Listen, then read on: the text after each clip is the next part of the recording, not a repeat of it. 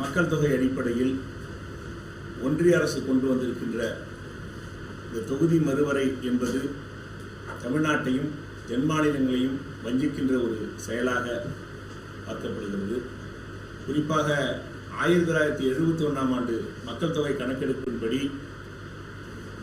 அன்றைய ஆட்சியாளர்கள் கொண்டு வந்த சட்டத்தை தென் மாநிலங்கள், குறிப்பாக தமிழ்நாடு 100க்கு 100% நிறைவேற்றிய காரணத்தினால் இன்றைய ஒன்றிய அரசாங்கம் இந்த தொகுதி மறுவரை என்கின்ற பெயரில் தமிழகத்தில் உள்ள பாராளுமன்ற உறுப்பினருடைய எண்ணிக்கையை குறைக்க முயற்சி செய்கிறது. இது நம் தலைமீது தொங்குகின்ற கத்தி போன்றதாகும். ஆகவே இதை எதிர்த்து தமிழ்நாடு முதலமைச்சர் அவர்கள் 63 கட்சிகளை ஒருங்கிணைத்து பல்வேறு முதலமைச்சர்கள், துணை முதல்வர்கள், பல்வேறு கட்சித் தலைவர்களை ஒருங்கிணைத்து தமிழகத்திலே இந்தியாவிற்கே முன்னெடுப்பாக ஒரு பெரிய கூட்டத்தை நடத்தியிருக்கின்றார். அந்த கூட்டத்தின் அடிப்படையில் அனைத்து மாநில தலைவர்களும் முதலமைச்சர்களும் இந்த தொகுதி மறுவரையை ஒட்டுமொத்தமாக எதிர்ப்பதற்கு தயாராக இருக்கின்றார்கள்.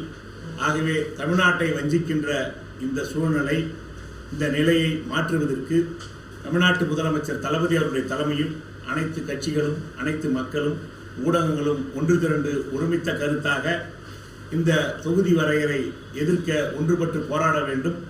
ஒன்றிய அரசாங்கம் தொகுதி வரையறையை 25 ஆண்டு காலம் தள்ளி வைக்க வேண்டும் என்று கேட்டுக்கொள்ளப்படுகிறது.